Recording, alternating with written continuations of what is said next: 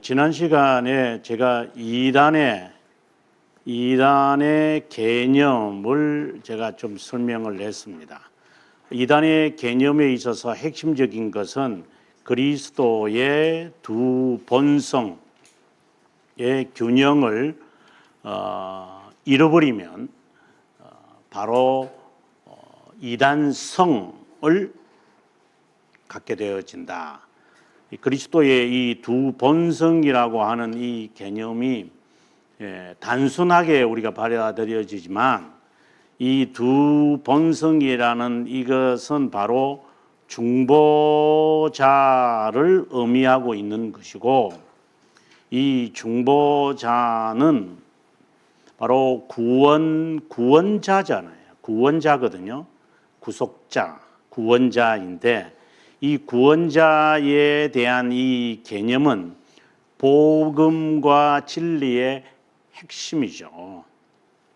그런데 이분에 대해서 신앙의 선배들은 너무나도 잘 알고 있었기 때문에 크리스탈로지라고 해서 그리스도론이라고 그러는데, 그리스도론이라고 하는 주제를 통해서 우리가 갖고 있는 잘못된 이단성을 지적하는 거예요. 그리스도론은 둘로 나누어지는데, 이거 지난 시간에 제가 설명했던 것을 다시 복습을 하는 겁니다. 둘로 나누어지는데, 하나는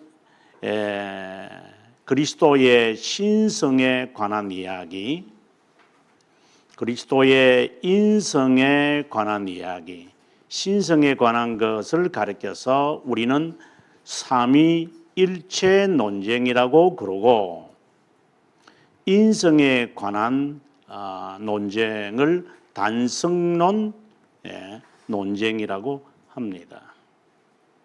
이 둘을 합하여 그리스도론이라고 그럽니다.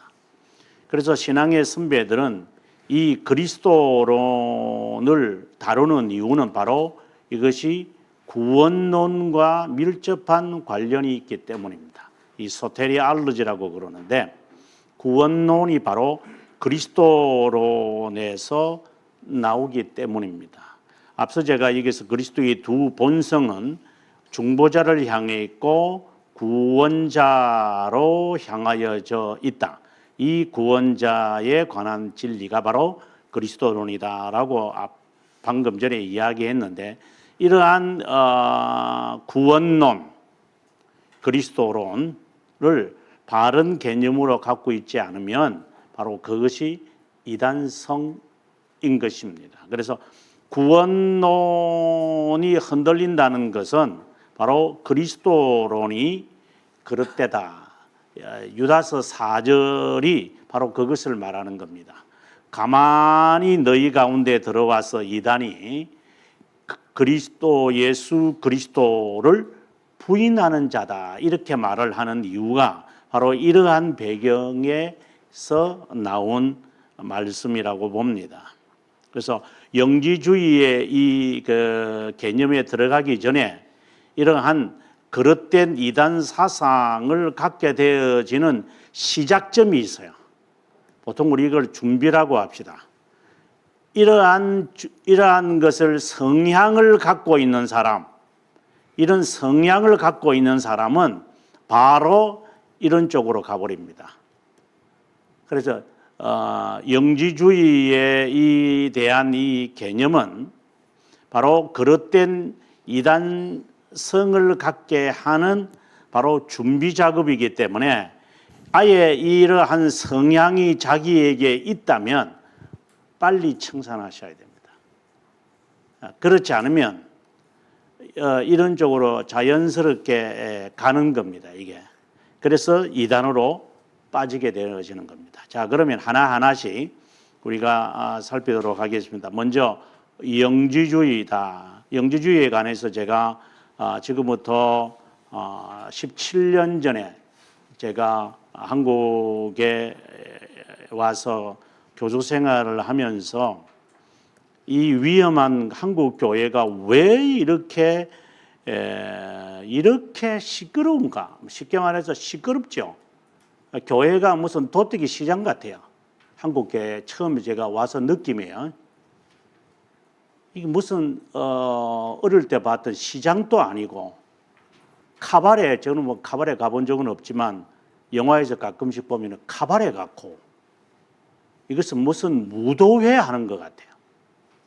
이러한 것이 전국 교회를 다니면서 이제 초청을 받아서 강의하러 가면서 저는 놀라서 그렇습니다.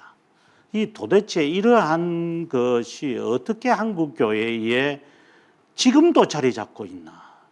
이 시작이 누구 때문이고 무엇인가를 꼭 규명해야 되겠다. 이런 이제 사명감을 갖고 사실상 연구를 시도했던 겁니다.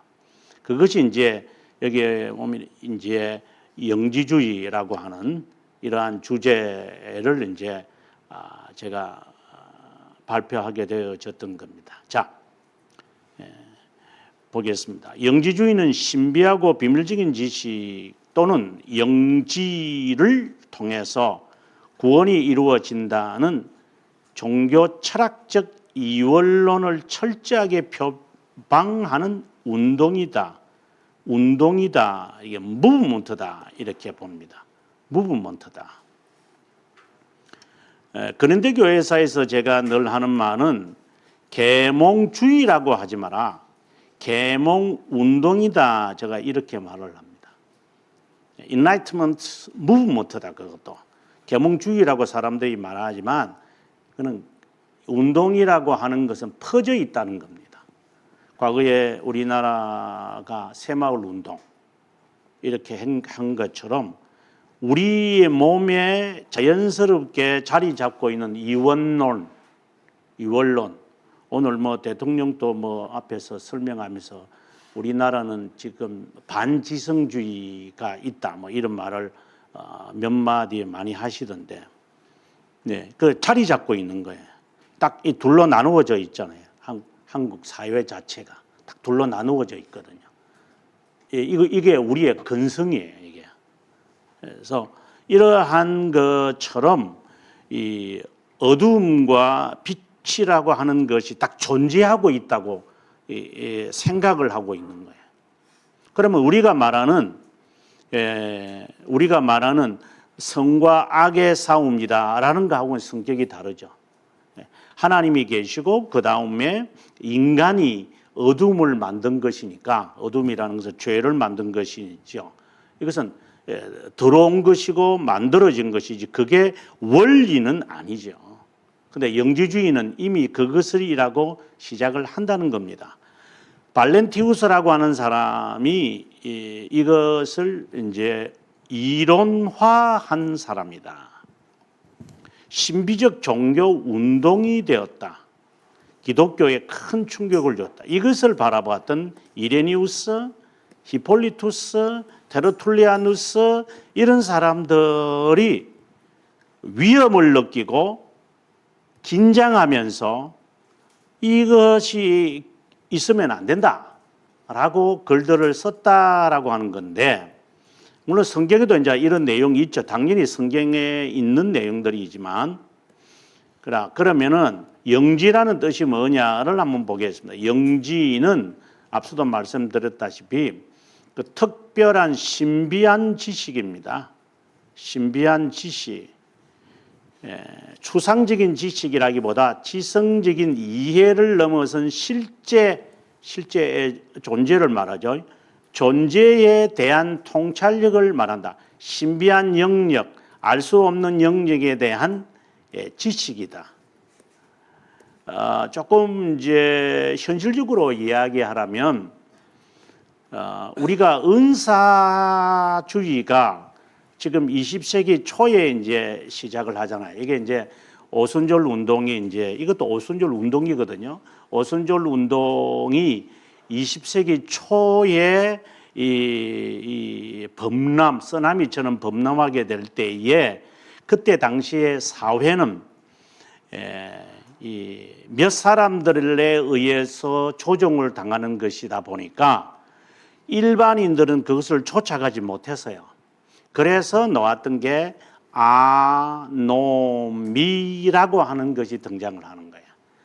예. 노을 규범위에서 벗어난 거예요. 아노미. 규범이라는 게 없는 거예요. 그게 20세기 초에 있었던 19세기 말과 20세기 초에 있었던 사회적 분위기예요. 그 분위기를 만든 게 바로 과학주의였어요. 사이언티시즘이었어요. 과학주의가 등장을 하면서 무신론으로 갈 수밖에 없죠. 과학주의가 딱 등장하면 하나님 필요 없거든요.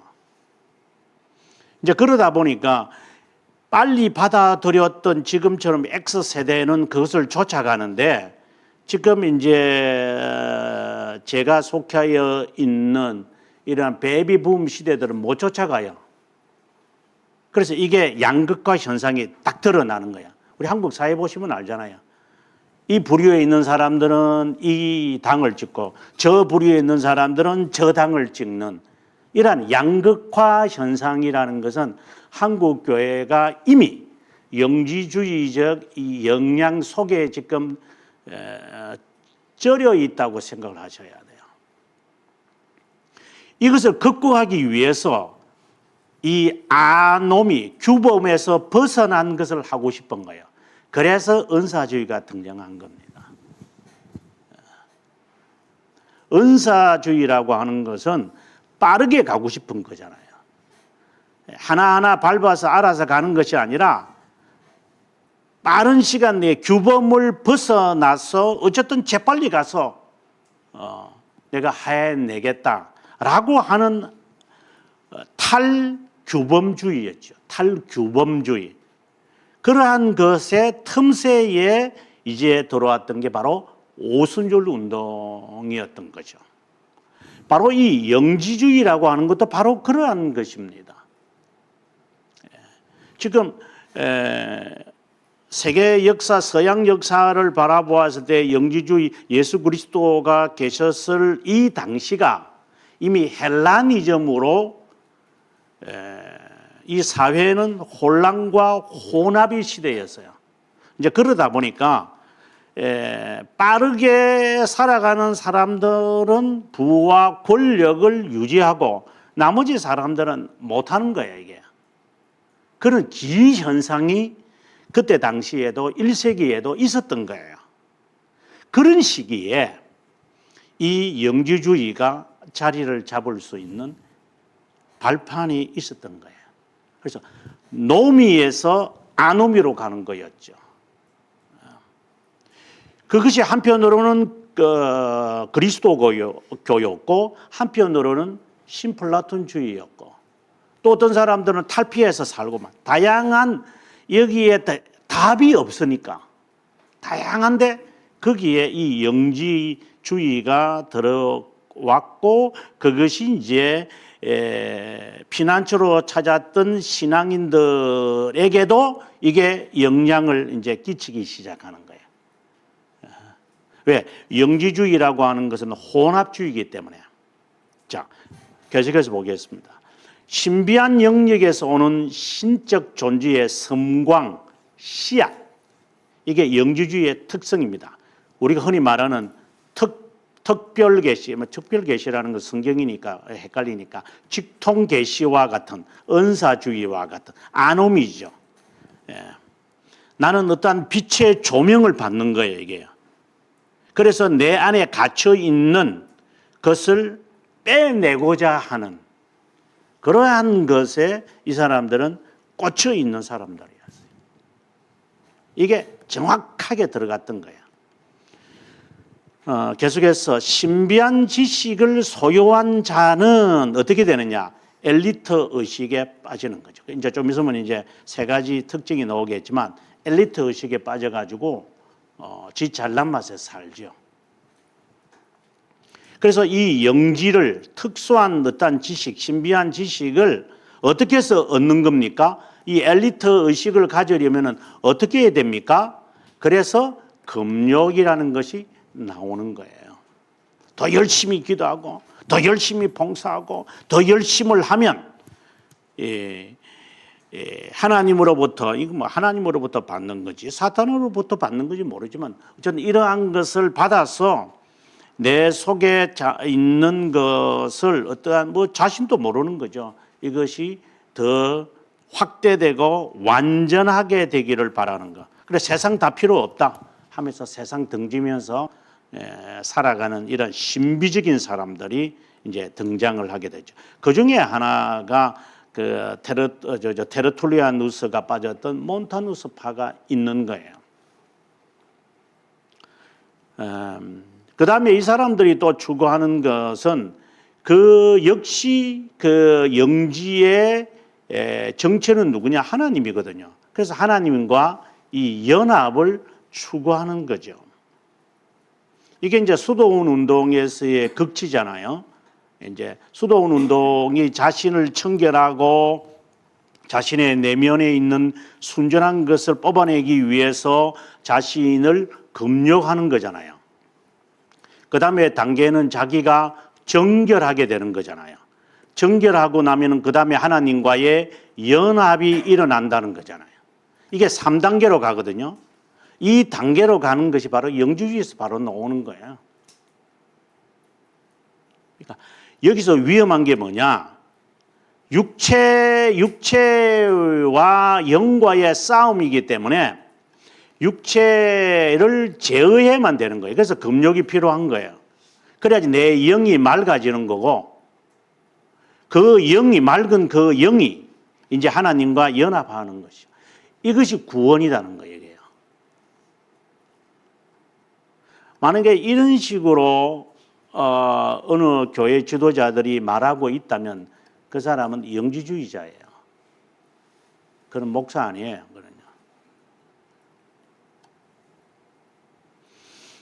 그러면 우리가 지금 말하고 있는 영육의 그 싸움은 무엇이냐?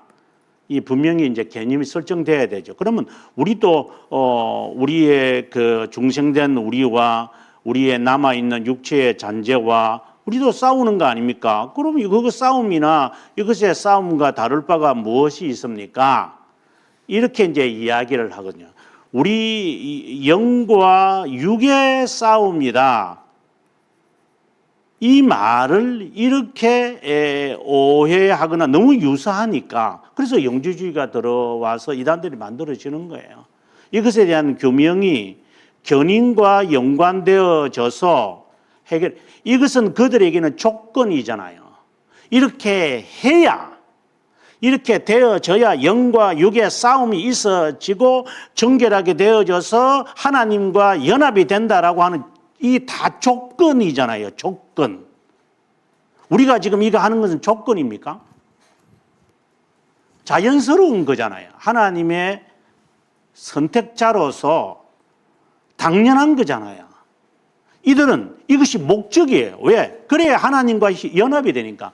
조건과 자연스럽다라는 것을 헷갈리면 안 돼요.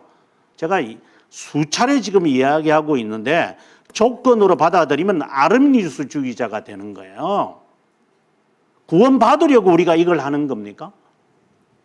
영생을 얻으려고 지금 이거 하고 있는 겁니까? 이거? 이 개념이 설정이 안 되면 이거나 다를 바가 뭐 있나. 그래서 앞서 방금 제가 말한 것처럼 이런 것을 주장하는 것이 이것과 유사하다 하는 자는 그것은 교회 지도자가 아니라 영지주의자입니다. 저거는. 그 다음에 계속해서 보도록 하겠습니다. 지식, 어떤 특별하고 신비한 지식, 영지를 가진 자는 영적으로 성숙했다는 것도 아니고 그것으로 구원받는다고 하는 불교에서 말하는 해탈과 다를 바가 무엇이 있는가? 은혜로 말미암아 믿음으로 구원받는다고 분명히 말씀하고 있고 구원받았기에 영지주의자들은 대체로 엘리트 의식에 자기는 이런 것으로 과정을 밟아서 구원을 받았다는 거야. 그래 엘리트 의식에 빠지는 거죠. 특권 의식에 빠지는 거예요. 이게 교권주의로 빠지는 거예요. 이게.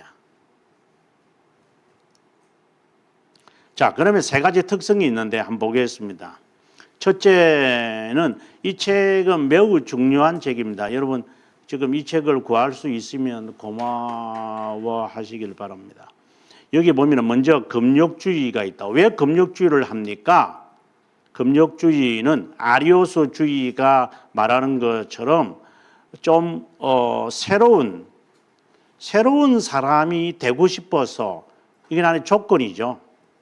금욕주의. 예. 그런데 많은 사람들은 여기에 이제 농락을 당합니다. 한번 보겠습니다. 아리오스가 죽은 후에 그의 아들들은 아리오스파를 위하는 정책을 계속 강행했다. 오랫동안 장수한 콘스탄티우스는 콘스탄티누스의 아들, 그러니까 2세죠. 1세는 그의 아버지 콘스탄티우스 1세고 이 사람은 이제 콘스탄티우스 2세입니다. 아리오스주의를 열렬한 자다.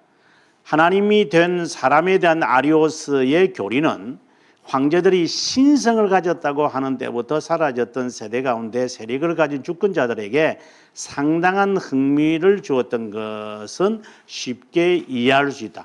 황제들이 아리오스파 교리를 추구했다라고 하는 것은 인간이 신성을 가질 수 있다라고 하는 것을 전제하고 있기 때문이죠. 이러한 모습은 지금 현재의 교회를 이용해 먹는 정치인들입니다. 정치인들은 교회를 이용해 먹습니다. 그래서 이 정말 진정한 사람이라면은 뭐 이번에 대통령 된 자도 보니까 뭐 불교 가가지고 뭐 합장하고 뭐 또 교회 와서도 뭐 예배 보고 뭐 이런 짓거리를 하고 있는데 이런 종교를 불교에 가면 우리가 기분 나쁘고 우리한테 오면 불교 사람들 기분 나쁠 텐데 그러한 것을 조정하는 자들이에요. 이게 정치하는 애들이. 그러니까 정치하는 자들은 종교를 이용해야 되거든요. 그것에 교회가 농락을 당하거나 그것을 그 안에 들어간다는 것은 그 교회 자체가 바로 영주주의라고 하는 거예요. 그게. 그래서 교회는 정치와는 전혀 다른 두 단체라고 하는 것을 분명하게 해야 돼요. 비판은 할 수가 있지만 국가의 명령에 따른다거나 국가의 해야 될 의무는 행할 수 있어도 국가가 교회를 좌지우지하도록 만들어 놓으면 그거는 우리로서는 받아들일 수 없는 거예요. 그래서 국가의 명령에 순종하는 것이 국민이다. 국민이 바로 하나님의 백성이 해야 될 덕목이다. 이런 식으로 가는 자유신학자들이 있잖아요. 바로 그런 자들이 바로 아리오스주의자들이에요. 그 사람들이 아리오스라면 자기들은 아리오스가 뭔지도 모르겠지만 신이 될 수 있다라고 하는 이 헛된 꿈을 가질 수 있도록 길을 열어놓은 아리오스주의, 정치성이 있는 애들이죠. 영주주의는 금욕을 통하여 덕행을 쌓아 신에 속하도록 부채질했습니다. 금욕을 통해 무엇인가를 신적 존재로 나아가게 하는 첫 사례가 바로 금욕주의입니다. 그러면 기독교 안에도 그런 것이 있긴 있습니다라고 하는데 앞서 제가 쭉 설명을 했죠. 이게 쭉 이 설명을 여러분 읽으시면 아마 조건이 아니다. 가장 중요한 단어를 기억하셔야 됩니다. 우리는 조건이 아니다. 우리는 자연스러운 거다. 자연스럽게 육체를 제어하며 사는 겁니다. 이건 목적이 아니에요.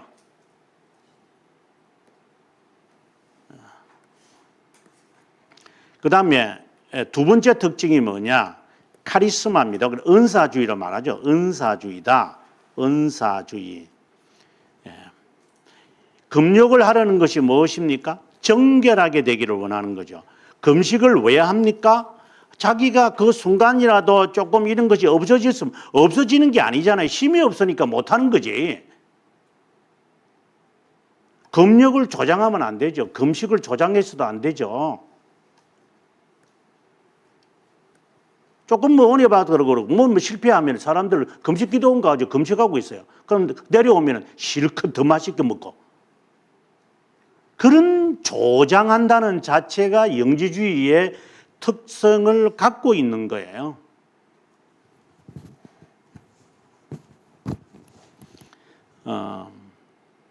금욕을 통하여 자신이 이제 정결하게 되어지고자 하는 그 성향을 엘리트 의식이라고 한다. 그리고 앞에 나와서 노래 그 인도하는 애들, 지가 은혜 받도록 사람들을 돕는다고 착각에 빠지는 애들,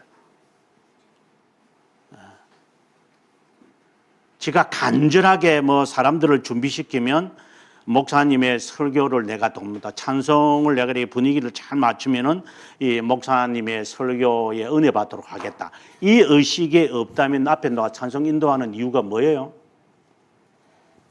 왜 찬송 인도하죠? 지가 준비시키는 거잖아요. 그래서 더 간절하게, 더 경건하게 하려고.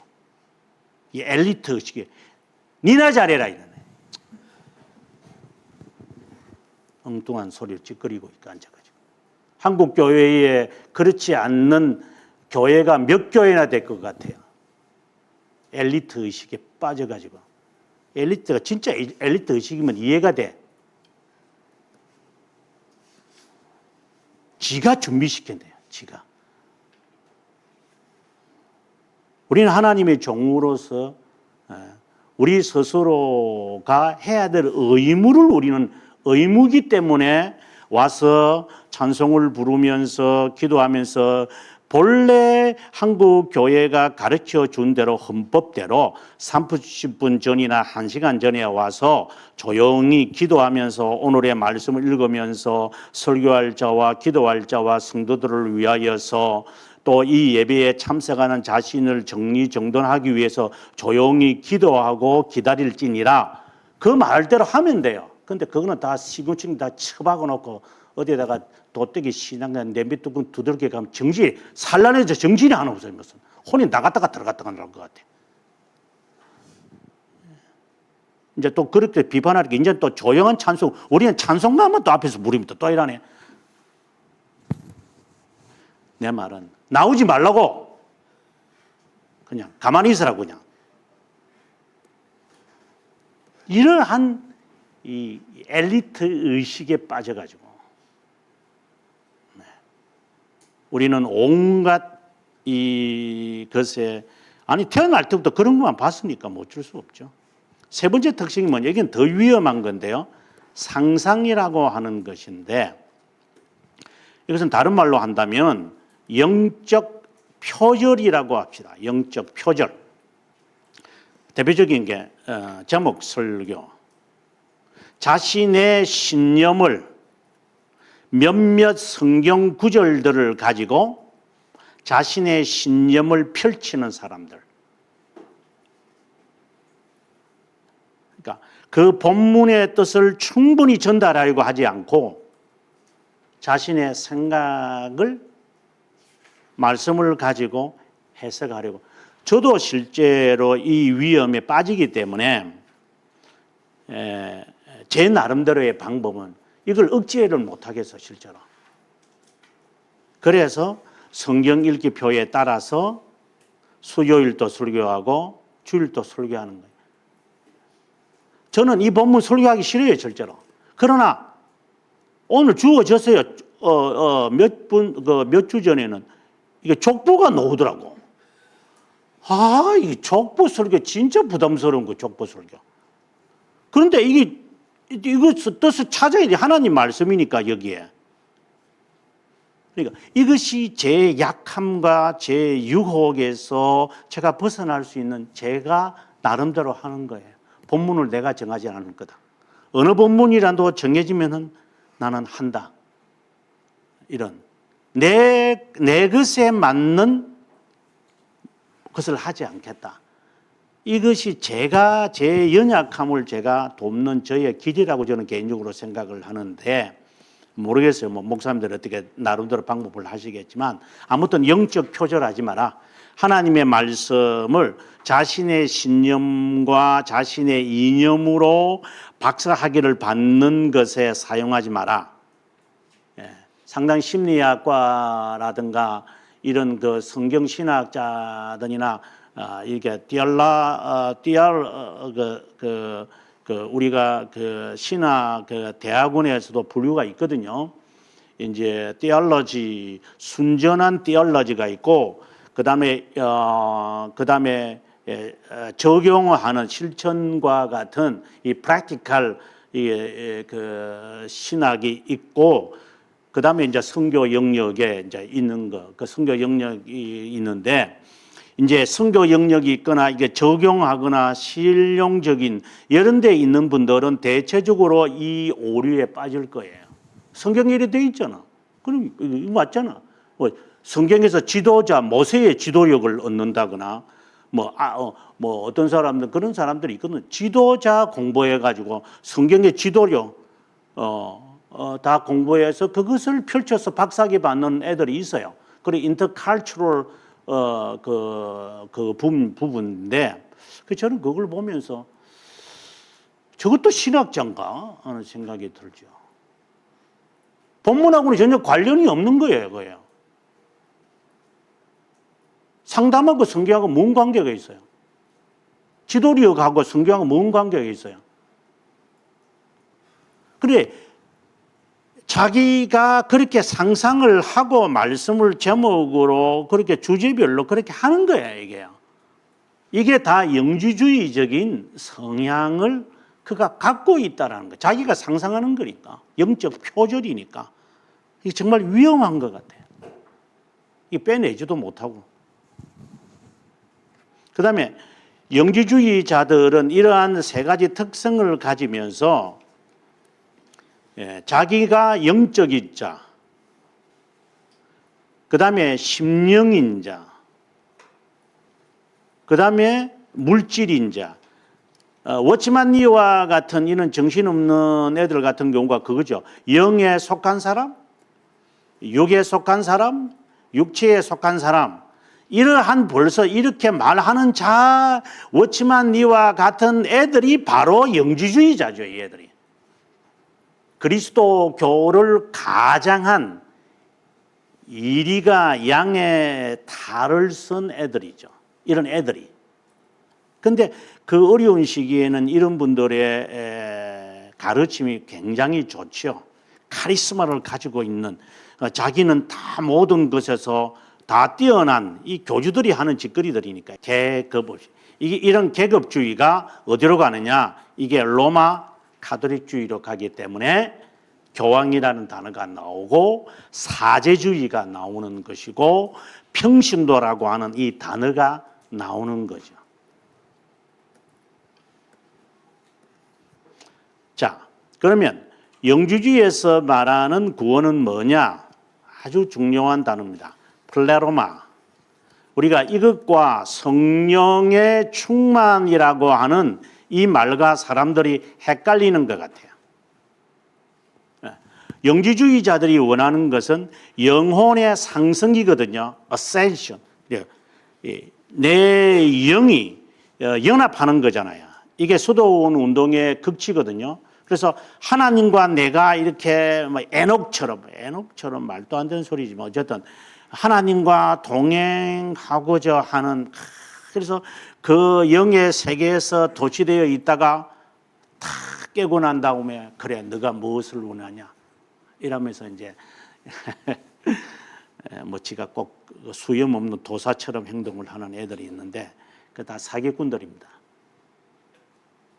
근데 사람이 약하면 그 말 또 듣게 돼요.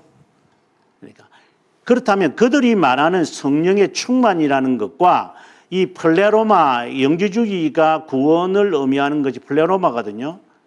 그런데 여기서 유의해야 되는 게 성령의 충만함을 받으라 라고 말할 때 에베소서에서 말하는 성령의 충만이라는 의미가 영지주의자들이 말하는 충만과 헷갈릴 수가 있어요. 그래서 이 충만이라는 단어만 보고 여러분 혼란을 안 하시기 바랍니다. 여기서 충만이라는 것은 영지주의에서 말하는 것처럼 영적인 상승이라든가 성령이 나를 확 이렇게 소금에 절여가지고 막 당신 원대로 하십시오 하나님이요. 그래서 저도 어릴 때 기도할 때 뭐 목사님들이 그렇게 기도를 멋있게 하잖아요. 부흥사들이. 주여 주의 방망이로 말씀의 방망이로 주의 모든 욕망들을 가루로 만드시옵소서 하면 또 사람들은 또 아멘. 저도 그 가운데 한 명이었고 성령의 불로 태우소서 불러 하면 막 그냥 확 받아가지고 막 다다다다다다 하고 따발정 소리 내고 막 그냥 이런 짓거리들을 실제로 했거든요. 그게 성령의 충만인 줄 알고 아니야. 성령의 충만이라는 것은 그런 의미를 말하는 것이 아니라 변화된 성령에 따라 살아가는 삶이 되어라. 그래서 시와 찬미로 거룩한 노래, 그런 싱하는 송을 말하는 게 아니라 고백을 말하는 거예요. 삶 속에서 하나님에 대한 거룩한 노래, 고백, 그런 삶으로 너는 살아가야 한다. 그것이 성령의 충만이라고 하는 그 말씀에 있는 뜻이지, 이 영지주의자들이 말하는 것처럼 주야 지금 뭐 제가 어릴 때 그 부흥회 뭐 요즘은 그렇게들 안 하겠죠. 그때는 뭐 성령 충만하옵소서, 성령 충만하옵소서 이러면 또 앞에 있는 목사들이 그러면 또 옆에 성도들은 또 손 붙잡고 아멘. 성령 충만, 은혜 충만, 믿음 충만, 그다음 무슨 단어 해야 되나? 소망 충만, 권능 충만 하면서 머릿속에는 무슨 단어를 좀 만들어내야 될까 하면서 성도들은 그것도 뭣도 모르고 막 충만하게 하옵소서 말이야. 사기꾼들. 제가 과거에 다 해봤던 짓거리들이니까 정말 싫습니다. 여러분 속지 마십시오. 그 다음에 이 제가 번역을 했던 이 책에서 나오는 내용인데요. 이 윌리엄 카닝함이 영지주의에 대한 평가를 이렇게 내립니다. 아주 중요한 내용인데요. 2세기에 처음 이단적 체제에 대하여 일반적으로 사용되어진 영지주의는 어떤 의미에서 3세기에서도 존재했다. 바로 만이교다. 영지주의는 인류 역사에 흥미를 주는 장을 형성하는 인간성을 연구하는 자와 인간성의 능력과 경향들을 철학적으로 연구하는 자에게 아주 훈계를 준다. 인간에 대해서. 그래서 상당 심리학이 적중하는 거예요. 상당히 심리에 가는 사람들 조심하십시오.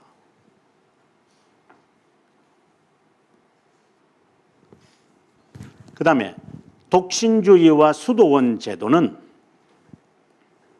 영지주의의 원리들이 교회에 가장 명료하고 완전하게 발전되었던 신뢰다. 교리들의 과정과 관계를 추적하는 것을 흥미있게 여기는 사람들은 초기에 퍼져 있었던 다른 견해들과 개념들에서 교황제로 완전히 발전되어 나갔던 것을 추적해 가기를 원했다. 어떤 사람들, 이런 사람들 가운데 영지주의의 원리들은 발전해 갔다. 여기서 핵심적인 것이 뭐냐? 인간성을 연구하고 어떻게 하면 저 사람에게 설득을 시킬까? 어떻게 하면 저 사람들에게 은혜를 베풀 수 있을까? 어떻게 하면 저 사람을 변화시킬 수 있을까? 거기에 관심을 갖고 있는 자들이 있죠. 네. 어떻게 하면 저 사람이 교회에 열심히 나오도록 내가 할까? 어떤 프로그램을 써야 될까? 어떻게 권면해야 될까? 어떻게 내가 하면 될까? 여기에 관심이 있는 사람들이 바로 영지주의의 원리를 채택하게 될 거다. 이 말입니다. 그것이 되어져서 성공이 되어지면 뭐로 발견하게 되어지느냐? 교황제도로 발전하게 되어야 된다. 이제 그게 성공이 되거든요. 아, 이렇게 하면 저 사람들이 변화되고 하는구나. 아, 그러면 요 원리를 계속해서 써먹어야 되겠다. 이런 원리들을 이 그 영적 지도자라는 가짜 영적 지도자들이 착안해내는 거거든요. 그래서 그것 가운데 하나 만들어내게 두 날개고 무슨 뭐 세 날개고 나중에는 다섯 날개, 여덟 날개까지 나올 줄 모르지만 그런 애들, 이런 원리들을 만들어서 사람들을 모으는 이러한 테크닉을 연구하려고 하는 애들, 영지주의자입니다. 그래서 영지주의자들은 인간 심리를 잘 이용을 합니다. 그렇다고 상당 심리학이 다 정죄받아야 한다는 말씀을 드리려고 하는 것이 아니라 가장 위험한 학문이다라는 말을 제가 하고 싶은 것. 그게 이제 신학교 안에 다 들어와 있고 교회마다 다 들어와 있고 지가 무슨 상담한대요. 내가 무서워서. 상담을 일반 사람들이 누구를 보고 상담을 한다는 거예요? 그 전제 자체가 위험한 그 테크닉이자거든요. 이러한 방법론들 딱 이렇게 하면 이렇게 되는구나. 그래서 이렇게 말하면 되겠다. 이렇게 신앙적인 이야기가 아니라 심리학에서 배워왔던 그 원리를 그대로 사람들에게, 그러니까 그건 토정 비결처럼 딱딱 이렇게 맞거든요. 그게요.